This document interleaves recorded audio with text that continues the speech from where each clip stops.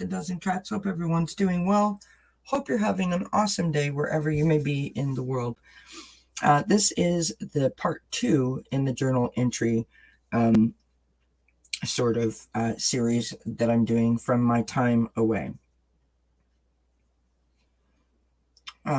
So this particular journal entry is all about the need to get back into my routine, or to be able to develop a routine that worked. Since I was diagnosed with anxiety panic disorder, whenever my routine is thrown off, it sets my anxiety off. I need calm. I need things to run smoothly, like clockwork, as they say. I need no chaos and no clutter, and no spur of the moment changes, and I can't really do spontaneous anymore. When I do fall out of my routine, I feel the effects physically, emotionally, and mentally. And for years, I tried to push myself when I could. But I also know enough now, after, being diagnosed for 11 years, when to back off. Last week was not a week to push myself. For example, I may start to feel like the walls are closing in. I may feel like I need to run out of the house. I need fresh air.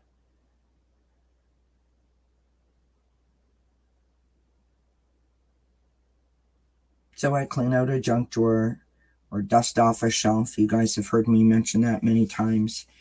Clean out the junk drawer in the kitchen always makes me feel better. Tidy up, around the house.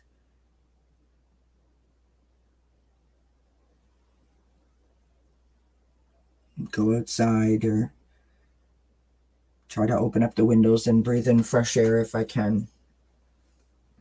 When it's not freezing cold here.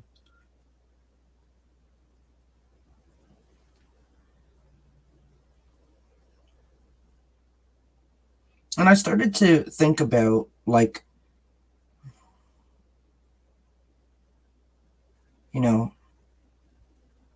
on the wrong side of it, I might add, I was thinking about why, how did this happen? Why did this happen? That kind of thing, instead of thinking about how to fix it. But we'll get to that in a moment. Because I feel like this is a new thing for me. This new, I have to be so strict and so diligent about my routine. That's a new thing for me. And it occurred to me as I was doing some journaling last week, that when I was a little girl, we would clean our rooms every Saturday and or Sunday, depending on what our weekends were like. And when I was finished cleaning my room, I would always fall asleep. And I always just thought it was because I was, tired or whatever. And it occurred to me that that's not why. I fell asleep because I felt safe, because I felt comfortable, because I felt sort of relaxed, if you will.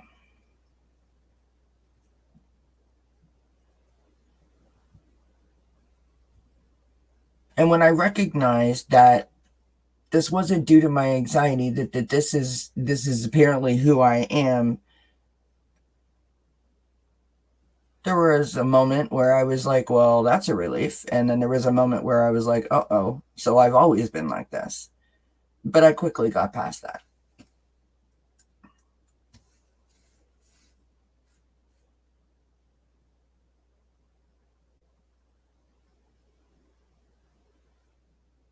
So then I went back to, so I've been like this since I was a young kid. And I guess I just never paid attention to it.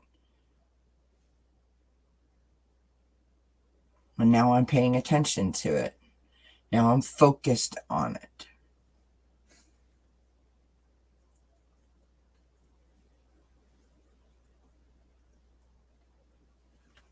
Because when my anxiety would kick in, like in the first couple of years,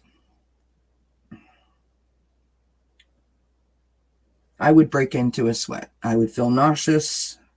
I was off balance sometimes.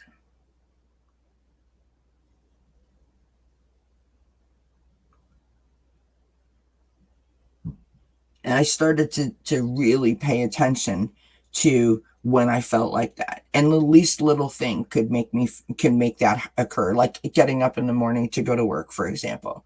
You know, sleeping in was not an option at a certain point in time.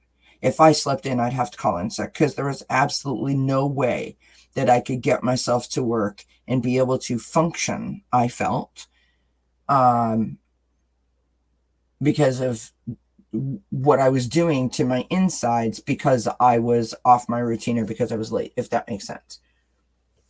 So I started to use some of the skills that I have of being organized. And I like to write lists and I like to put sticky notes around, and, I put my keys in the same place all the time, and, those kinds of things. I started to use some of those skills that I have to, which I'm very grateful for, to help me to devise a routine and a schedule that allowed me to sort of, flow easier throughout my day.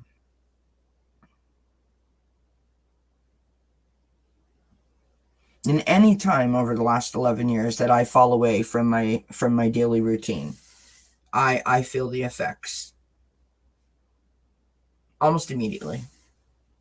In addition to feeling the effects, I would start to panic, and I would very quickly get overwhelmed. And then my anxiety would kick in full force.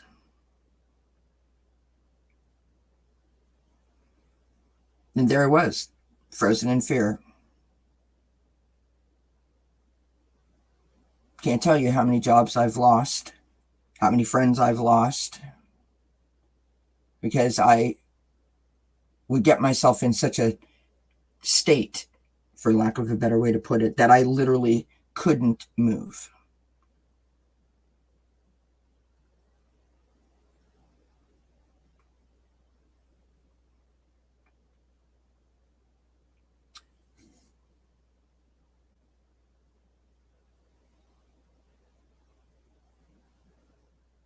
So last week, there I was, feeling exhausted, feeling overwhelmed.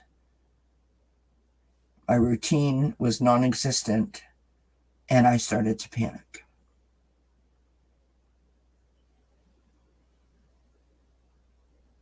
I was losing control.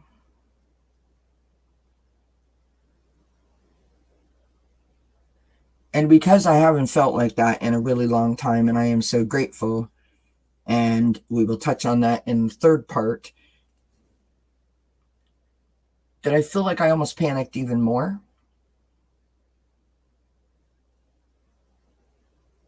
somehow. So while I was doing my journaling, I thought about Susan Lynn's exercise of the damn thing. Now, I did not do the exercise, but I thought about it, and I thought, okay, what is the thing that is bothering me, and what can I do about it? What's bothering me is that I'm feeling the way that I'm feeling, and what can I do about it? Well, I could try to take control of it. I got to pick myself up, dust myself off, and say, you can do this. You need to get back into your routine. Do the thing that works for you, Kelly. Come on, you can do it. And I got to work. I wrote lists and set schedules in my phone and put sticky notes on the fridge, and watched a bunch of videos on training the dog, and made sure that I had supplies in the house so that like, you know, that like the groceries were there, and like so I wasn't ever going to be like, uh-oh, what do I do?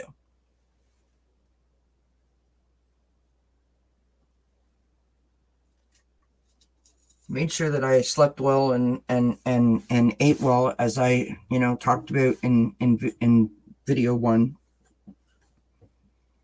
and it worked. Within like 2 days, we found ourselves having a moment after dinner where we could actually just sit as a family and enjoy each other's company, and not be like, oh my God, don't anyone speak, because someone might burst into tears or someone might yell. We actually were able to sit and enjoy each other's company because we were relaxed and we were calm. And it is all because I was able to work my routine back into a thing that was able to be implemented easily.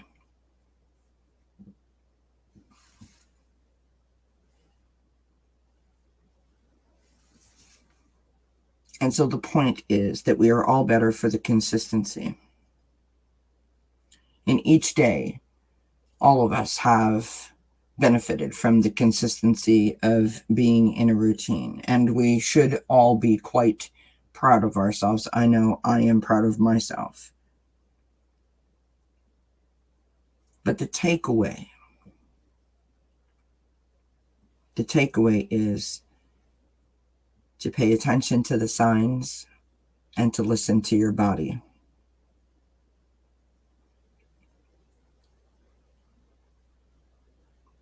Pay attention to your emotions, because those things will tell you when you are starting to be depleted of energy, when you are feeling stretched and starting to feel the effects of being under too much pressure or being overwhelmed.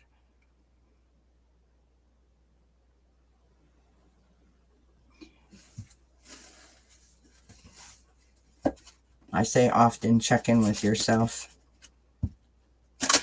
This is more than a checking in with yourself. This is really knowing yourself and being able to say, okay, you know what? I really want to do those 3 things that I had scheduled for this weekend, but my body is telling me that I can't, and so I'm okay to postpone it.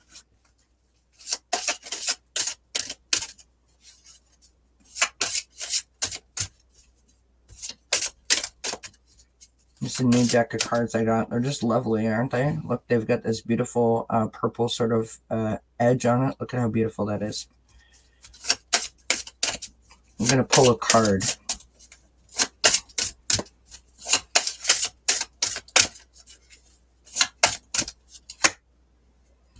Well, we got 2. We have Angel of Power. Superwoman, superhero, super person. Just super, right? An angel of procrastination. That's almost funny. Angel of procrastination, right? When you feel uninspired, don't allow yourself to dwell on the fact that you're uninspired. The more that you put something off, the more that you ignore it, the more that you bury your head in the sand about it, the more overwhelmed you get, and the more your anxiety actually increases because you're not dealing with it. It takes more energy to pretend that the problem is not an actual problem than it does to try to work to resolve the problem. And when you do that, that is when you put your superhero suit on, because you've done what? You have taken control. You are no longer overwhelmed. You are now living your best life. Something to think about. Blessings.